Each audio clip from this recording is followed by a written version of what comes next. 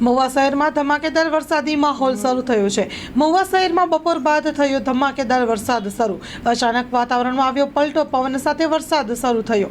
સિઝનનો ધમાકેદાર બીજો રાઉન્ડ શરૂ થયો છે।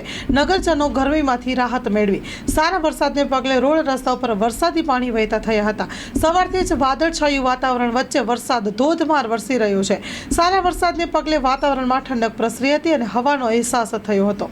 Story report by Abbas Ali Ravjani, Mahuva.